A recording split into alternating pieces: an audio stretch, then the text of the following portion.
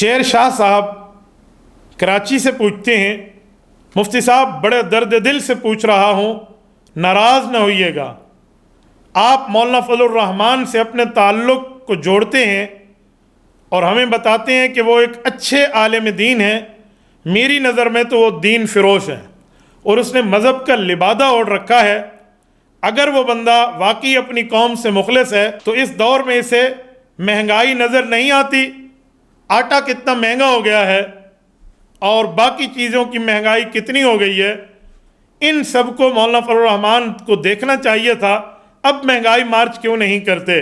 مفتی صاحب مجھے آپ سے دلی طور پہ محبت ہے، ناراض نہ ہوئیے گا، میں نے آپ کو اپنا معافی ضمیر کھل کے بیان کر دیا ہے۔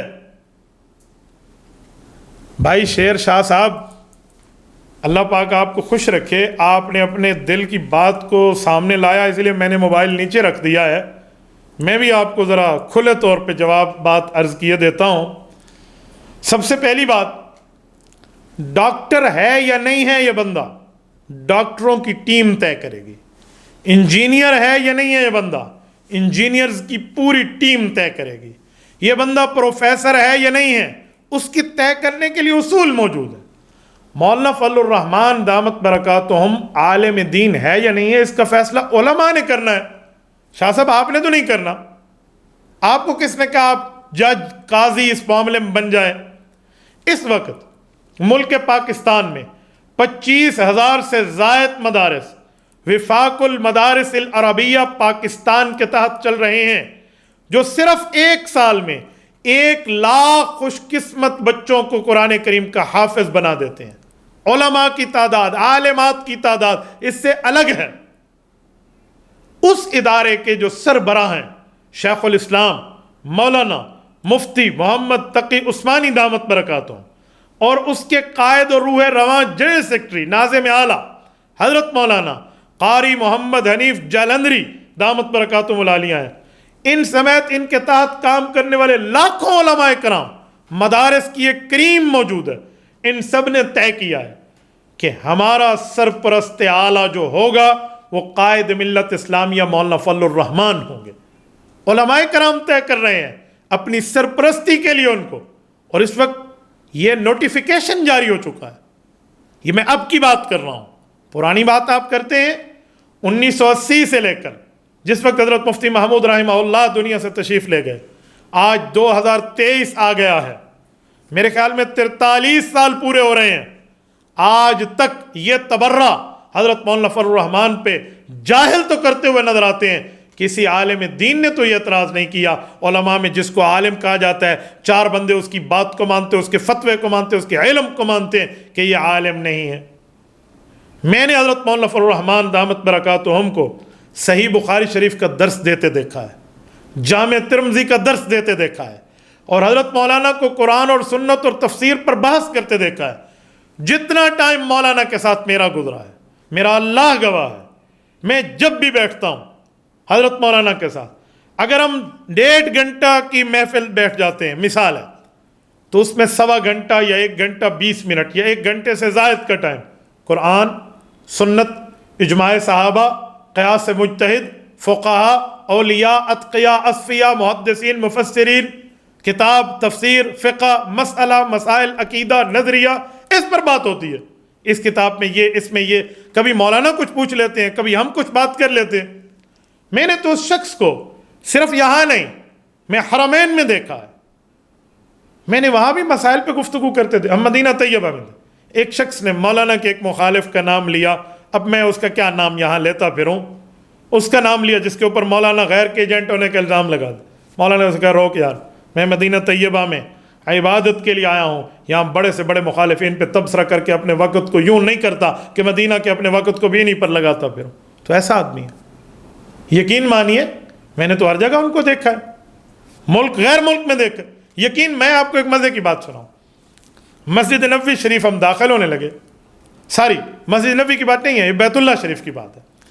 حضرت مولانا مجھے کہنے لگے کہ عبدالواحد ایک بات بتاؤ، یہاں تو صفوں کے درمیان اتصال نہیں ہے، یہاں صفیں بعض اوقات رش ہے، ازدحام ہے، زحمہ کثیر ہے، بڑی مجبوری ہے وہاں پر، تو صف کچھ آگے ہے، یہ صف پیچھے ہے، اس پہ اتنا فرق نہیں رہتا۔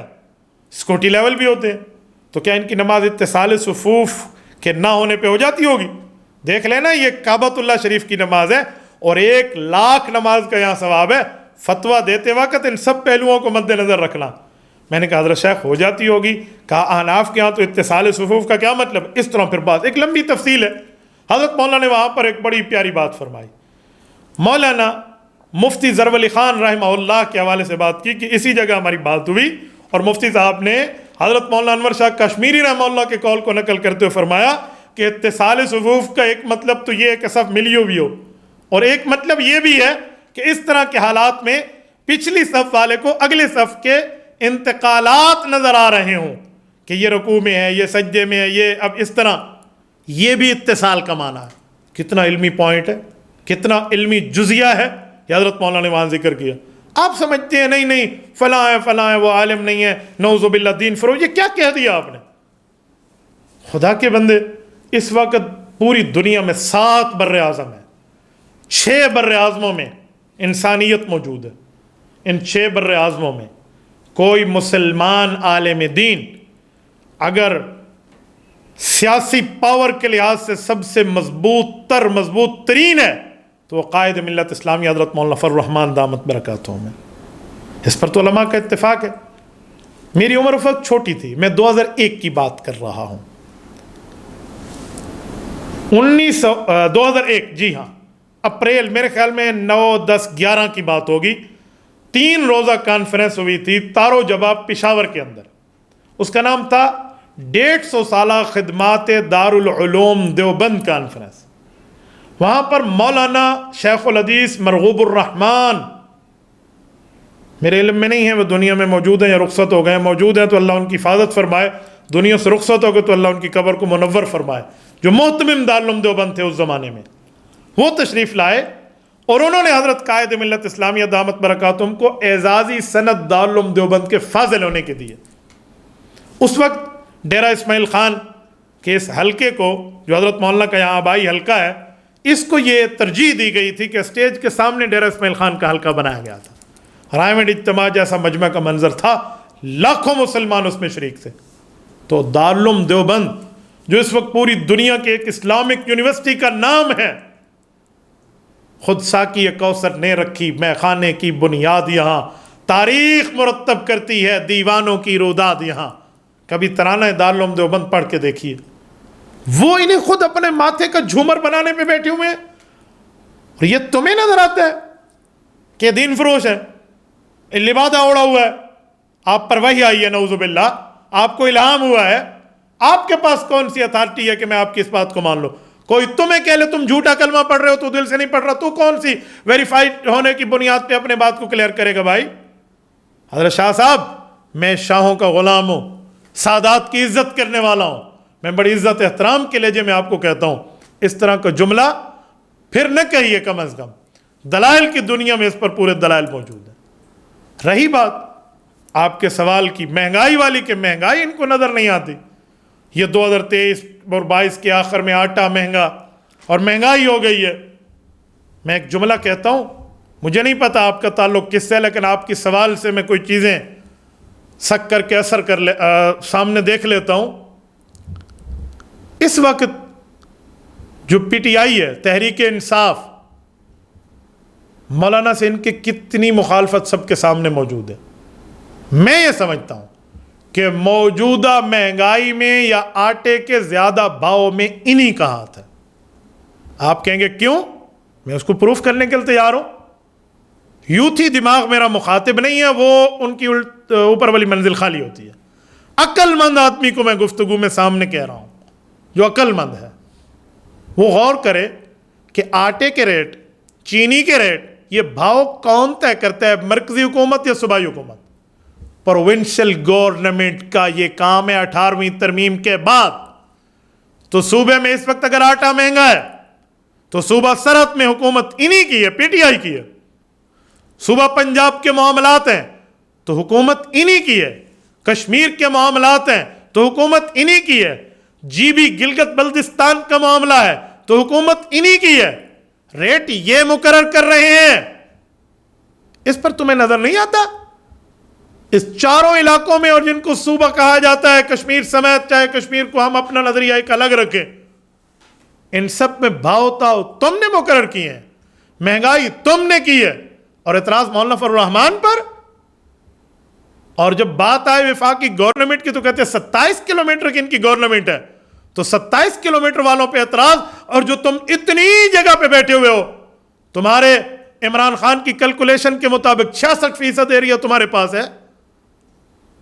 میں نہیں سمجھتا تم نے لیا، تمہیں دلوایا گیا ہے، یہ ہمیں بہت اچھی طرح پتا ہے، یہ آپ ہینڈ پکڈ ہو، پلے بوائے تو آپ خود مان چکے ہو، یہ ترتیبیں آپ کی ہیں، بھاؤ آپ کے ہیں۔ اس وقت تو ویڈیوز نے ان کو ننگا کر کے رکھ دیا ہے کہ کیا کیا گوداموں میں ان کے آٹوں کی پوری ایک ترسیل زر موجود ہے۔ میں حیران ہوں، یہاں کا ہمارا وزیر اعلیٰ اپنی انا کو سامنے رکھ کے یہ پی ٹی آئی کا حکمران، پی ٹی آئی والی گورنمنٹ پنجاب سے بات نہیں کر سکتا اپنے آٹے کے لیے کہ وہاں پر 1300 اور یہاں پر 3300 ہے۔ کیسی بات کر رہے ہیں؟ آپ نے عوام کی آنکھوں میں دھول جھونک رکھی ہے۔ مولانا کہاں ہے؟ مولانا کہاں ہے؟ مولانا نے آزادی مارچ کیا تھا جس وقت یہ شخص اپنے ملک کے خزانے کو آئی ایم ایف یہودیوں کے کنٹرول میں دے رہا تھا، اور مولانا نے کہا تھا بھائی نہیں کرو، دھوکہ بازی کے ساتھ مولانا کے ساتھ غلط وعدے کر کے واپس بھیج دیا گیا، لیکن معاہدہ کر دیا۔ وہ معاہدہ ٹو اسٹیٹ ہے، نہ کہ کسی ایک پارٹی کے ساتھ ہے۔ وہ 5 سال تک یہی مصیبت ہمارے گاٹے فٹ ہوتی رہے گی، جو 4 سال گزر گئے اور 5واں ایک جا رہا ہے۔ تو یہ مہنگائی تو انہی کی دی ہوئی ہے، کام انہی کے۔ یہ کتنی ویڈیوز آ گئی ہیں، نوشہرہ سے پکڑے گئے، فلاں جگہ سے، مجھے پرسوں ایبٹ آباد کے ساتھی بتا رہے ہیں 5 آٹے کے ڈیلروں پر جو پنجاب سے سستا آٹا لائے ہیں، سرحد انٹر ہوئے ہیں ہمارے صوبے میں، تو ان نے کیسز کر دیے ہیں اس پر کہ آپ یہاں آٹا لے آئے کیوں ہو؟ یہ آٹے کی سمگلنگ کے نام پہ ہم ان پہ کیس کریں گے تاکہ یہاں سستا آٹا کوئی نہ بیچے، اور الزام دوسروں پہ۔ وہ وقت چلا گیا جب لومڑی آٹا کھا کے بکری کے منہ پہ مل دیتی تھی بھی اس نے کھایا ہے۔ اب سوشل میڈیا کا دور ہے، گھر گھر تمہاری غلاظتیں پہنچ چکی ہیں۔ میں تمہاری ان غلاظتوں کو فی الحال ذکر نہیں کر رہا جو تمہاری غلاظتیں ہیں، جو کالا باغ، جانا آنا، فلاں آڈیوز ویڈیوز سب کچھ معاملہ سامنے ہے، میں ابھی ان کی بات نہیں کر رہا، میں اس غلاظت کی بات کر رہا ہوں جو مہنگائی تم نے دی ہے۔ اس کے بعد بھی تمہارے لوگ کہیں مولانا نعوذ باللہ دین فروغ جیسے آپ نے لکھا، یہ باتیں بھائی اور یوں نہیں چلے گی، یہ 2 نمبری اس وقت نہیں چل سکتی۔ یقین مانیے میں حیران ہوں، اتنی بڑی منافقت، صوبے میں گورنمنٹ تمہاری، ریٹ طے کرنا تمہاری ذمہ داری، اور ڈال کسی اور پہ رہے ہو۔ شرم نہیں آتی؟ موجودہ دور کے ان قاتلین کوفیوں کا کردار ادا کر رہے ہو جو اہل بیت کو لوٹتے بھی تھے، روتے بھی تھے۔ بھئی لوٹتے کیوں ہو، روتے کیوں ہو؟ کہا جی ہم نہیں لوٹیں گے تو کوئی اور لوٹ لے گا، اور روتے اسی لیے کہ اہل بیت کے ساتھ ظلم ہو رہا ہے۔ تم انہی کا کردار ادا کر رہے ہو، ریٹ بھی خود طے کرتے ہو، مہنگائی کے خلاف باتیں بھی خود کرتے ہو۔ تمہارے یہ جو ٹیلی تھون میں اربوں روپے اکٹھے ہوئے، کہاں پہنچا غریبوں کے پاس وہ پیسہ؟ اپنے نام پہ آئے احتساب کا عدالت، احتساب کا ادارہ پورے صوبے سے آپ ختم کر دیں۔ اپنے ہیلی کاپٹر کو کیا سے کیا آپ استعمال کرتے پھرے، وہاں کوئی مہنگائی کا معاملہ نہیں ہے، کروڑوں لگا کر آپ کے جلسے ہو سکتے ہیں، وہاں کچھ بھی نہیں ہے، اور مہنگائی خود کر کے عوام کے پیٹ پہ چھرا مار رہے ہو، اور الزام مولانا پہ۔ کچھ شرم کرنی چاہیے۔ اور ساتھ لگے ہاتھوں ایک جملہ اور بھی کہتا ہوں، یہ جو ابھی مولانا کر رہے ہیں، میں تمہیں کہتا ہوں ووٹ دو تم پی ٹی آئی کو، ووٹ دو تم پیپلز پارٹی کو، ووٹ دو تم نون لیگ، مسلم لیگ، کاف لیگ کو، اور اس کے بعد کہو مولانا مہنگائی کا ذمہ دار ہے۔ شرم سے ڈوب مرنا چاہیے تمہیں۔ ووٹ کے وقت تمہیں مولانا نظر کیوں نہیں آتا؟